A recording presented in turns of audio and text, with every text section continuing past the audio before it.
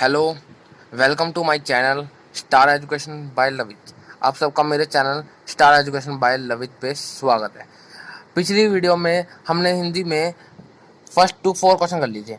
अब हम आगे के कुछ क्वेश्चंस डिस्कस करने वाले हैं इस वीडियो में। तो अब इस वीडियो में हम आगे कुछ क्वेश्चन डिस्कस करते हैं। तो आइए स्टार्ट करते हैं। अब क्वेश्चन फिफ्थ देखो। प्रश्न 5 है, अपनी यात्रा के दौरान लेखक को किन किन कठिनाइयों का सामना करना पड़ा। ठीक है, ये क्वेश्चन है। अब हम इसका आंसर डिस्कस करते हैं। इसका आंसर तो ये रहा इसका आंसर उत्तर। अपनी तिब्बत यात्रा के दौरान लेखक को विभिन्न कठिनाइयों का सामना करना पड़ा। एक बार वह भूलवश रास्ता भटक गया, दूसरी बार उसे बहुत तेज धूप के कारण परेशान होना पड़ा। समझ आ गया? तो ये था हमारा आंसर फिफ्थ। अब हम क्वेश्चन 6 रिवाइज डिस्कस करते हैं। अब ये देखो, ये है क्वेश्चन 6। प्रश्न 6,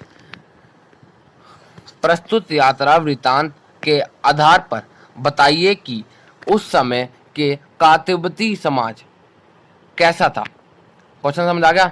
तो अब इसका आंसर देखते हैं। इस यात्रा वृत्तांत से पता चलता है कि उस समय तिब्बती समाज में पर्दा प्रथा, छुआछूत जैसी बुराई और न थी। महिलाएं अजनबी लोगों को भी चाय बनाकर दे देती थी। निम्न श्रेणी के विकलांगों को छोड़कर कोई भी किसी के घर भी जा सकता था। पुरुष वर्ग शाम के समय छक पीकर महोश रहते थे और किसी को घर में जगह देते थे।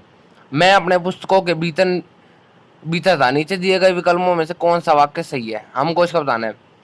तो ये इसके 4 ऑप्शंस हैं, तो हमको बताना है कौन सही है। तो उत्तर इसका क सही है। इसका क उत्तर सही है कि लेखक पुस्तक पढ़ने में रम था। लेखक पुस्तकें पढ़ने में रम था, ये वाला उत्तर सही है। ठीक है, अब नेक्स्ट क्वेश्चन डिस्कस करते हैं। Next question 8। प्रश्न 8, सुमति के यजमान और अन्य परिचित लोग लगभग हर गांव में मिले। इस आधार पर आप सुमति के व्यक्तित्व की किस विशेषताओं का चित्रण कर सकते हैं।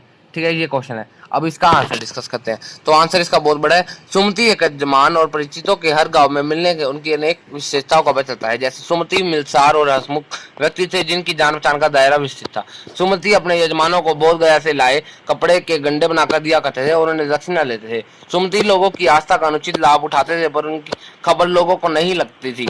वह बहुत गर्म में गहरी आस्था थे, उनकी बहुत गर्म में गहरी आस्था थी। समझ आ गया? अब प्रश्न 9 देखो। हालांकि उस वक्त मेरा भेष ऐसा नहीं था कि उन्हें कुछ भी ख्याल करना चाहिए था। उक्त कथन के अनुसार हमारे आचार व्यवहार के तरीके वेशभूषा के आधार पर तय होते हैं। आपकी समझ में यह उचित है अथवा अनुचित। तो इसका आंसर डिस्कस करते हैं।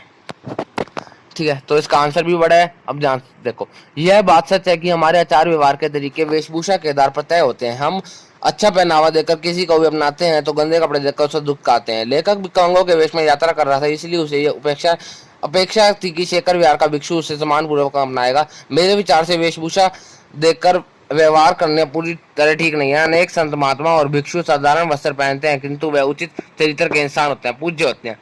तो उसी के आधार पर हम बुले बड़े। तो समझ आ गया? मतलब कि हमें वेशभूषा के आधार पर भेदभाव नहीं करना चाहिए। तो अब नेक्स्ट क्वेश्चन देखते हैं। प्रश्न 10। प्रश्न 10 देखो, यात्रा वृत्तांत के आधार पर तिब्बत की भौगोलिक स्थिति किस का शब्द चित्रण प्रस्तुत करे। वह वहां की स्थिति आपके राज्य या शहर से किस प्रकार भिन्न है। ठीक है, तो इसका आंसर थोड़ा बड़ा है, ध्यान से देखना कि यात्रा वृत्तांत से ज्ञात होता है कि तिब्बत भारत और नेपाल से लगता हुआ देश है, जहां कुछ समय तक आने व जाने का प्रतिबंध था। यह समुद्र से काफी ऊंचा था, कम से कम 17-18 फीट, 1000 फीट।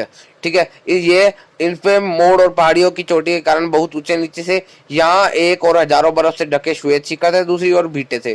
ठीक है, यहाँ के विचित्र जलवायु में सूर्य की ओर मुंह करके चलने वाला माथा चलता था, जबकि कंधा और पीठ बर्फ की तरह ठंडे हो जाते थे। यह स्थिति हमारे राज्य शहर से पूरी तरह भिन्न है। ठीक है, आंसर 10 समझ आ गया। तो अब प्रश्न 11 आपकी बुक में मतलब कि पेपर वाला नहीं है। प्रश्न 12 देखो, यात्रा वृत्तांत गद्य साहित्य की एक विद्या है। आपकी इस पाठ्य पुस्तक में कौन कौन सी विद्याएं हैं, प्रस्तुत विद्या उनसे किस मान्यों से अलग है। ठीक है, तो देखो ये मैंने ऊपर पाठ और विद्याएं यहाँ पे मेंशन कर दिया, आप पढ़ सकते हो। और देखो, यह पाठ अन्य विद्याओं से इसलिए अलग है क्योंकि यह यात्रा वृत्तांत है जिसे लेखक द्वारा तिब्बत की यात्रा का वर्णन किया गया है। यह उसकी यात्रा का अनुभव है कि ना कि मानव चित्रण का चित्रण जैसा कि अन्य विद्याओं में होता है। तो यहाँ पे हमारे ऑल एनसीईआरटी क्वेश्चंस कंप्लीट हो चुके हैं। अगर आपको पसंद आए हो तो लाइक, शेयर एंड कमेंट जरूर करिए। Thank you.